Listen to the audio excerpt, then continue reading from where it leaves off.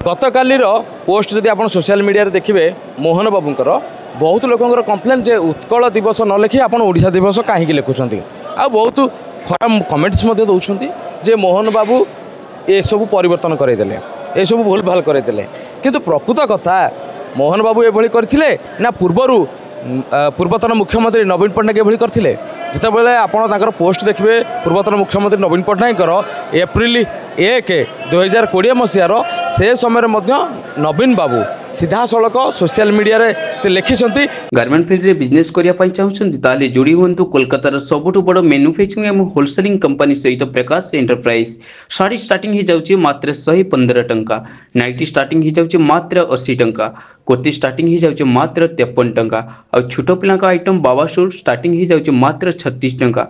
All item आप गोटे छात तले होलसेलिंग प्राइस रे पाई परिबे। स्क्रीन रे नंबर चली जोगाजोग करंतु।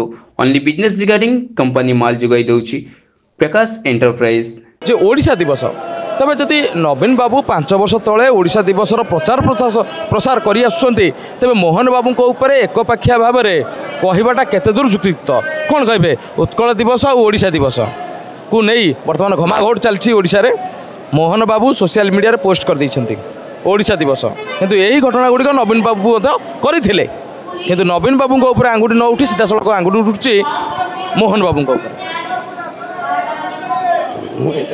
तो सीधा सड़क देखिपे कथा सर कौन कहे ए कथा को लेकिन जिते बड़े मोहन बाबू लिखिले ओडिशा दिवस उत्कल दिवस पाई किंतु आम जो देखुचु 5 वर्ष तलर घटना 2020 मसीहा एप्रिल 1 तारिख दिन पूर्वतन मुख्यमंत्री नवीन पट्टनायक सोशल मीडिया रे पोस्ट करछंती जे ओडिशा दिवस तो सेतेबेले आंगुठी उठी नथिला नवीन पट्टनायक ऊपर किंतु वर्तमान केवल मोहन बाबू को काठ गड़ारे छिड़ा करा जाउछि जे काहेकि तुमे ओडिशा दिवस लिखिल बोली जहाँकि 5 वर्ष पूर्व नवीन बाबू यही भली कार्य सब करिसंती। नहीं उत्कल दिवस और ओडिशा दिवस भितर मो भावना रे किसी तफात नहीं।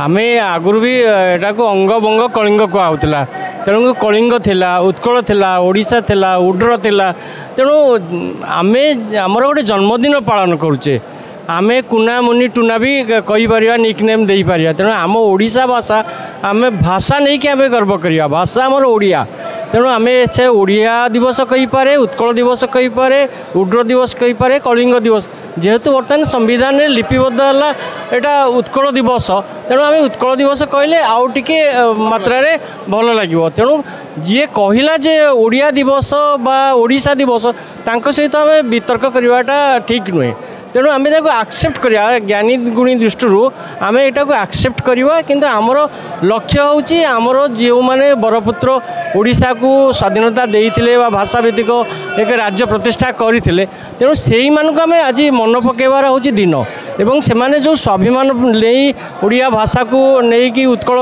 प्रदेश गठन करथिले सेही जिनिस को नहीं आम आउरी आगो को बढ़िया उचित तेणु आमर स्वाभिमान स्वावलंबनशील तेणु आम स्वाधवय ये सब जिनिस को आम अग्रगति दवा उचित तेणु आम दुईटा जिनिस लाभ कर ओडिया हिसाब से आम स्वावलंबी है से गोटे जिनस आमको आज टिके पचाई नहीं आमर पड़िशा राज्य वेस्ट बेंगल हो कि हैदराबाद हो कि आंध्र प्रदेश हो तेलंगाना एमाने जतिक आगे आम से आगे पाखु आम जो आलू कदली माछ आनी खाऊे से जिनटा को आम आज ओडिशावासी गर्व करवा उचित जे आम निजे स्वावलंबी हवा आम निज निजस्व प्रतिष्ठार आम राज्य में आम लोक मान खाया पीवा देवा तेणु यही दृष्टि आम वितर्क करवा उचित जे आम अर्थनीति के केते प्रगति करिचे शिक्षा रे केते प्रगति करिचे स्वास्थ्य रे केते प्रगति करिचे ये सब दृष्टि को नहीं जेडू दिया जाए एटा भल एटा को आम स्वागत करिया उचित आम शिक्षाविद दृष्टि एगुड़ा स्वागत करिया उचित समालोचना कले तो बहुत कथा समालोचना करिया तेणु आम समालोचना करिया उचित नु आम स्वागत करिया उचित प्रत्येक जिनिस को स्वागत करिया उचित तादरे आम पॉजिटिवनेस देखिया तो सीधा कथा सर आ गोटे प्रश्न रहिबो जेतेबेले आम ओडियार कथा आसे ओडिया अस्मिता कथा आसे पिला माने मध्य ओडिशा रो सरकारी स्कूल में पाठ पढ़िछंती बहुल संख्या रे किंतु सेमाने चाकरी गोटे करिए बोली स्पेशली टीचर चाकरी खंडे पाइबा पई बीईडी करिया पई आंध्र उपर निर्भर होउछंती काई कोन ओडिशा रे हेई परिबोनी ओडिशा रे सही बड़ी फैसिलिटी नहीं सब किसी देख प्रॉपर बीईडी आंध्र पाई फेमस कहीं गला नहीं नहीं से कहबानी କିଛି ଦଲାଲ ମାନେ ଏଥିରେ ନିୟୋଜିତ। ନା ନା ଆମେ ସେ ବିଷୟ କହିବାନି। ଆମେ ଓଡ଼ିଶା ବହୁତ ଗୋଟେ ଭଲ ରାଜ୍ୟ, ଉନ୍ନତ ରାଜ୍ୟ, ଓଡ଼ିଶାର ଶାସନ, ଓଡ଼ିଶାର ଜ୍ଞାନ, ଓଡ଼ିଶାର ଗାରିମା, ଏ ଦୃଷ୍ଟିରେ ଆମେ ବହୁତ ଗର୍ବ କରିବା ଉଚିତ। ତେଣୁ ଆମର ପ୍ରପୋର୍ସନେଟଲି ଦେଖିବା କଥା, ଲୋକ ସଂଖ୍ୟା ଯେଉଁଭଳି ଭାବରେ ବଢ଼ୁଛି ସେହି ଅନୁସାରେ ସ୍କୁଲ କଲେଜ ଏବଂ ତା ସହିତ ସ୍କୁଲ କଲେଜରେ ଶିକ୍ଷକ ନିଯୁକ୍ତି କରିବା ଉଚିତ। ତେଣୁ ବେଳେବେଳେ ସେଇଟା ଯେତେବେଳେ ନ ହୋଇପାରୁଛି, ଛାତ୍ରମାନଙ୍କୁ ଶିକ୍ଷା ଦରକାର, ଚାକିରି ବି ଦରକାର, ତେଣୁ ବେଳେବେଳେ ସେ ଅନ୍ୟ ରାଜ୍ୟକୁ ଯାଉଛନ୍ତି। ସେଇଟା ଆମେ ଦୋଷ ଦେବା ଉଚିତ ନୁହଁ ଆଦୌ।